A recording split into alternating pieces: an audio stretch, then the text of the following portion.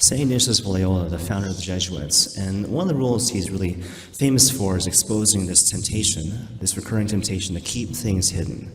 To keep things hidden, to keep things in the darkness, as opposed to the corresponding invitation to bring things out into the open, to bring things out into the light. And when you think about this, even conceptually, what perhaps immediately comes to mind is the moral life, right? So we're called to bring to the light our guilt, our sin, things we've done, things we've failed to do, for forgiveness and reconciliation and atonement and all those things, right? But this principle also applies to matters of relationship. So you think it through for a sec, right? So all of us have various wounds, wounds of fear, wounds of shame, and if these things are not brought to the surface for healing, reconciliation, whatever the case may be, then in a certain sense, these things can become barriers to intimacy, because at the end of the day, what is intimacy but shared vulnerability? And Dr. Bob Schutz, he talks about this, right? So just to frame the issue, he says, recurrently what we find is that hurt people hurt people.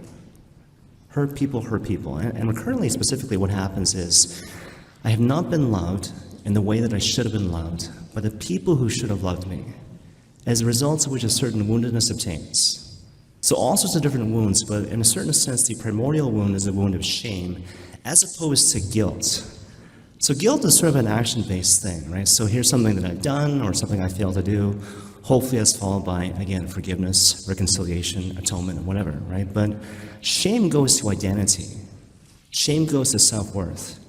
Because I haven't been loved in the way that I should have been loved by the people who should have loved me, I made the conclusion in my mind, I will never be seen, I will never be known, I'll never be loved. I have not been loved, therefore I'm unlovable.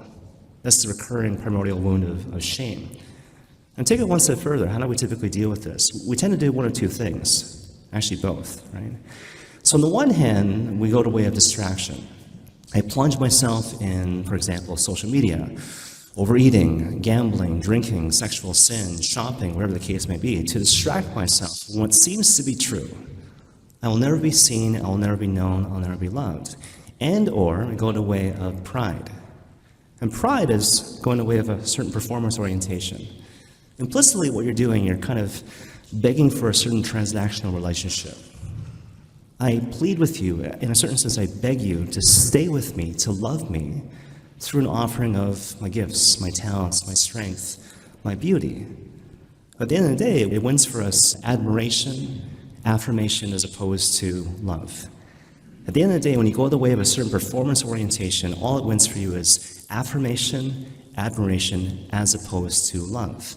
Whenever you go the way of distraction and pride, it never actually works, right? Distraction just papers over the issue.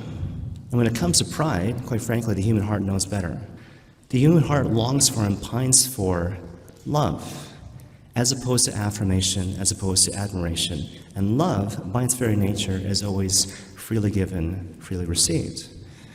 So given all that, the invitation is to move past these coping strategies of distraction and pride and performance orientation to discover the truth. I'm not what my shame tells me.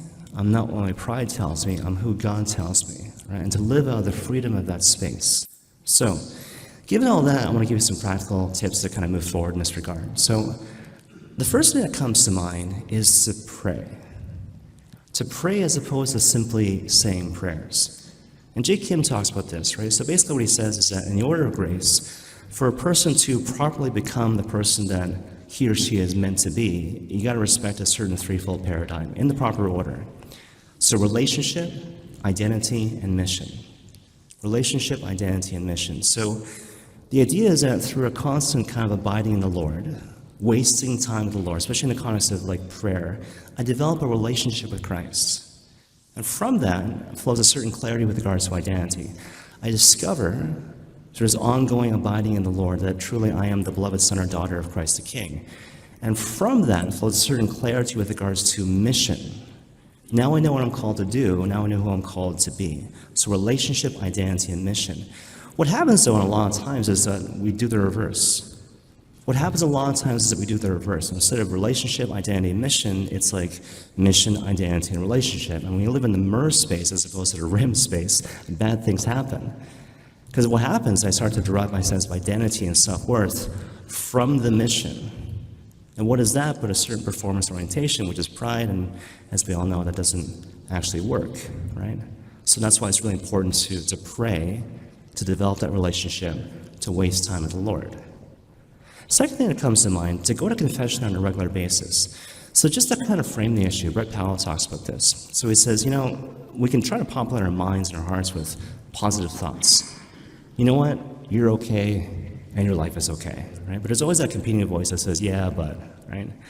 There's something unique and necessary about creating space for the Lord Jesus Christ to say to you, look, I see what you're saying in terms of your complicated, messy life, but really, you're okay, and your life is okay. And one really powerful way to achieve that is to go to the sacrament of confession and encounter the Lord through the sacraments of confession. Because you think about it, what happens when you go to confession? You bring to the table the ugliness of your heart and your soul. Lord, here's my sin and my shame and my guilt and all these things I don't like about myself and all these terrible things that I've done and failed to do. And how do you respond? Every single time with love and mercy and forgiveness. And it's always punctuated with, go in the peace of Christ. And if you just think about that conceptually, if you go to confession and you receive that sacramental encounter over and over again, that's a healing thing. You're creating an opportunity for Christ to speak truth into your woundedness. My wounded heart is inclined to tell me that I will never be seen and known and loved, but the sacrament tells me differently. I am loved in my vulnerability. I am loved in my weakness. One final practical bit of advice, just to kind of bring a certain authenticity to your relationships and Christian community in general. Like no small thing, right? And so up to this point, we're talking about how to help yourself, but we need to realize we're part of something bigger than ourselves. How can we help each other, right? So to build this culture where we're loving other people and loving each other in our vulnerability, mindful of the fact that what's ultimately healing in the context of relationship is to have this recurring experience where I'm weak and vulnerable before my friend, but he or she does not reject me. So really, really important, authenticity in the context of relationship and Christian community. I want to end now with a final example, and this is from a movie. You'll like this. This is called The Proposal, starring Sandra Bullock and Reynolds, 2009. I'm going to spoil the ending, but who cares, right?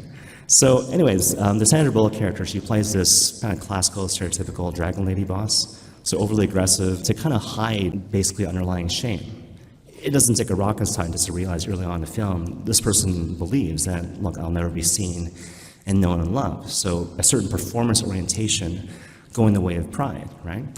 And now in terms of the actual plot, she's from Canada and she has immigration issues. So she realizes, oh my gosh, I'm about to be deported back to Toronto. And so what she does is that she blackmails one of her employees, played by Ryan Reynolds, to marry her to avoid deportation. And that's basically the plot of the film. And as you might expect, they fall in love with each other. And the Sandra Bullock character, she falls in love with Ryan Reynolds and his family. And at the end of the movie, she's like, I can't do this. I can't hurt him, I can't hurt his family, so she goes back to New York, I believe, and prepares to be deported back to Toronto. But then Ryan Reynolds pursues her, and this gives rise to this climactic final scene in the movie, right? So at first, she tries to blow him off, does a whole dragon lady thing, talks over him and whatever. And then he says, Margaret, stop talking, which is actually a really important spiritual move.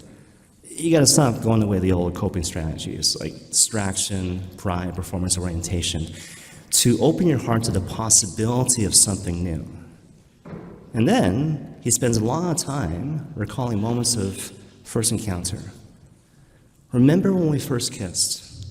Remember moments of shared vulnerability. Remember when you were talking to me about your tattoo that you got in your childhood, right? So spending a lot of time talking about that before the actual proposal, right? So shades of J. Kim, right? So relationship and identity prior to the mission. Only after that comes the proposal. I love you, marry me. Now, she doesn't accept right away. So initially she says, look, you don't want to be with me. The old specter of shame. He leans into it, yes I do, loving her in her vulnerability.